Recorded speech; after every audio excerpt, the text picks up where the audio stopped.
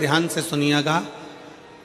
आप अगर शंकर जी को जल चढ़ा रहे हो, एक लोटा जल भगवान शिव को समर्पित कर रहे हो, तो यह ना सोचिए कि शंकर को आपके जल की जरूरत है। उसके ऊपर तो वैसे ही गंगा है, 24 घंटे बह रही है, उसको तुम्हारे जल की जरूरत नहीं है।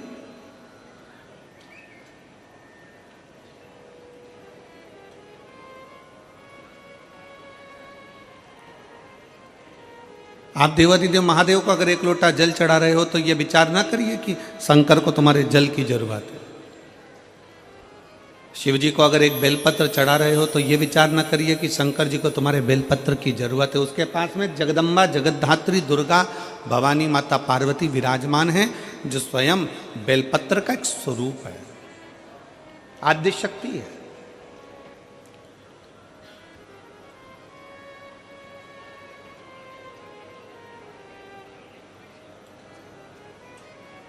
भगवान शंकर को अगर दिया लगा रहे हो, तो दीपक जला रहे हो, दिया लगा रहे हो, तो ये ना सोचिए कि हम भगवान शंकर को दीप लगा रहे हैं। उसको तुम्हारे दीप की जरूरत नहीं है, उसके मस्तक पर चंदा विराजमान है।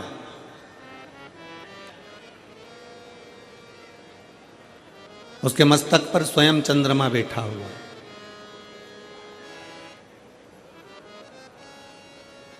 भगवान शंकर को तुमसे कुछ भी नहीं चाहिए, कुछ भी नहीं।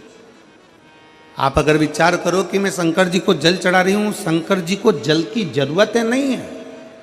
जो जल आप शंकर भगवान को चढ़ा रहे हो, शिव को तुम्हारे जल की जरूरत नहीं है। शंकर जी को जो जल चढ़ा रहे हो, वो जल की जरूरत तुमको है।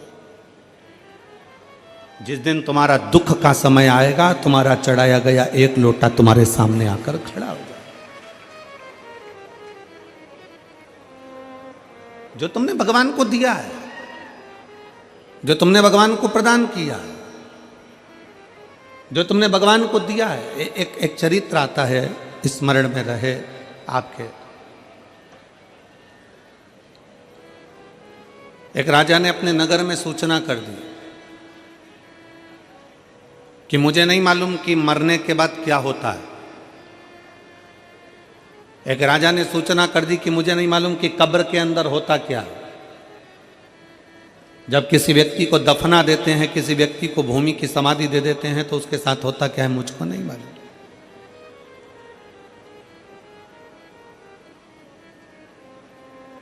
राजा ने सूचना दी,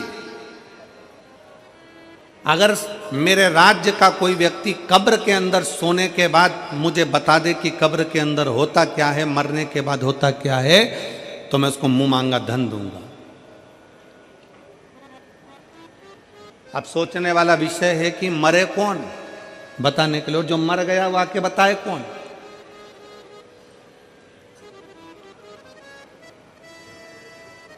कोई हमसे पूछे कि गुरुजी तुमने कहीं स्वर्ग देखा है, तुमने कहीं नरक देखा है, तो शिव महापुराण की कथा कहती है कि जो चले जाता है वो आकर बताता नहीं है कि वो स्वर्ग में है कि नरक में है। पर इतना जरूर है कि अगर आप शिव महापुराण की कथा के अंदर बैठे हो, आप शंकर को एक लोटा जल चढ़ा रहे हो, आप पंचाक्षर मंत्र नमः शिवाय कर रहे हो, आप षडाक्षर मंत्र ओम नमः शिवाय कर रहे हो, आप राम नाम, कृष्ण नाम, शिव नाम जप रहे हो, श्री शिवाय नमस्तुभ्यम बोल रहे हो, आप देवी की आराधना कर रहे हो, आप शंकर की आराधना कर रहे हो, आप भूखे को भोजन करा रहे हो, आप प्यासे को पानी पिला रहे हो, किसी की शिक्षा की व्यवस्था कर रहे हो, किसी की औषधि की व्यवस्था कर रहे हो, तो समझ लेना कि आप स्वर्ग में निवास कर रहे हो, आप नरक में नहीं रह रहे। यह पृथ्वी ही स्वर्ग है, यह भूमंडल ही स्वर्ग है।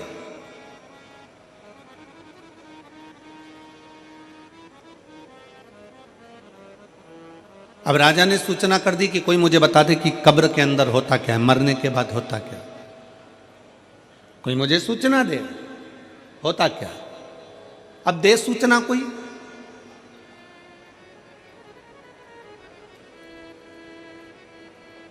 एक सिर फिरा था,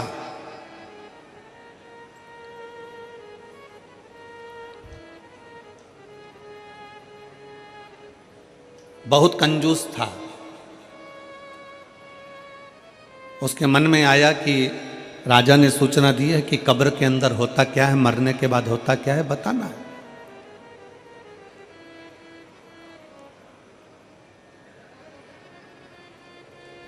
और मुंह मांगा इनाम दिया जाएगा, मुंह मांगा धन दिया जाएगा। ठीक है। उस व्यक्ति ने, कंजूस ने विचार करा कि मैं अगर अंदर कब्र में चले जाऊंगा, सो जाऊंगा, 20-25 मिनट की बात है, राजा ने तो 15 मिनट दिए हैं, मैं 20 मिनट अगर कब्र के अंदर मिट्टी में दब के सो भी जाऊंगा तो आकर बता दूंगा कि क्या होता है। ठीक है। उस व्यक्ति ने राजा के पास जाकर कह दिया कि मैं कब्र के अंदर जाने को तैयार हूं, मैं मरने को तैयार हूं, मैं बताने को तैयार। राजा ने कहा ठीक है, तैयारी करो। कब्र खोदी गई, उस व्यक्ति को लेकर आ रहे थे, पीछे उसके एक भिखारी पड़ गया। भैया थोड़ा सा दान दे दो ना, भैया तुम मरने जा रहे हो, तुम कब्र में सोने जा रहे हो, ए भैया थोड़ा सा दान दे दो ना। भिखारी कहे भैया भिक्षा दे दो ना, भैया मेरे कटोरे में कुछ डाल दो ना, भैया कुछ दे दो ना। अब वो भिखारी तो सोच रहा था कि मैं वापिस आऊंगा और सोने ही सोने की रकम मिलेगी, बस। अब ये भिखारी और वो कंजूस अलग, इसको क्या दूं? सामने पड़ा था कचरा, पत्तियों के थोड़े थोड़े जो सूखी पत्तियां पड़ी थी, वो पत्तियां उसने उठाई और उसके कटोरे में डाल दी भिखारी के। ले, ये ले तेरे कटोरे में मैंने दे दिया दान, भग यहां से जा, चल जा यहां से। और कटोरे में वो सूखी पत्तियां, पेड़ की सूखी पत्तियां, कचरा उठाकर डाला। भिखारी कचरा लेकर चले गया।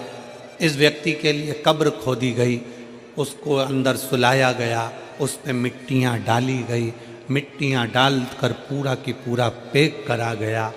अब जितनी जितनी मिट्टी डलती जा रही थी उतना उतना उसका मन घबराते जा रहा था कि अब तो मरना निश्चित है, अब जीवित रहूंगा ही नहीं तो बताऊंगा कैसे, धन किससे लूंगा, पैसा किससे लूंगा, मेरे तो प्राण ही चले जाए।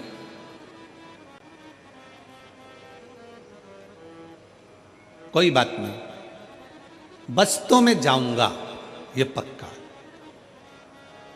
8 से 10 मिनट निकल गए, एक सांप उस कब्र के अंदर घुसने लगा। उसने मन में विचार करा कि अभी तो मैं बच भी जाता, पर अब तो पूरा ही मरा। सांप कब्र के अंदर आ रहा था और ये घबरा रहा था। इतने में इसने क्या देखा कि उस सांप को पेड़ के सूखे पत्तों ने रोक दिया। इसने देखा उस सांप को कचरे ने रोक दिया। पेड़ के सूखे पत्तों ने, कचरों ने उस सांप को रोका। सांप अंदर आने का प्रयास करता रहा, सूखे पत्ते उसको रोकते रहे, कचरा उसको रोकता रहा, सांप अंदर नहीं आया। आखिरी में पलट कर चले गया। 20 मिनट पूरे होने के बाद इसको कब्र से निकाला, राजा के दरवाजे में लाकर खड़ा करा। राजा ने पूछा, बताओ कब्र में होता क्या है? उसने अपनी वाणी में कहा, महाराज होता बस वही है कि जीते जी जिंदगी में आप जो दान करते हो वो मरने पर भी आपके सामने आकर खड़ा हो जाता है।